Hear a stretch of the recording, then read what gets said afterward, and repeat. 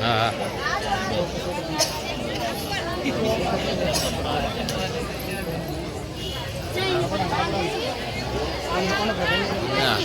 એક આલો કપડું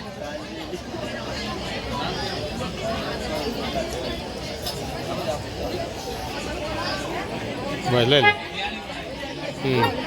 રેડી શેણના બાપુ આપણી વસાવેલ બધી સંપત્તિ અનાજ મુઠ્ઠીભર અનાજ માટે ગામ લોકો તરસતા રહે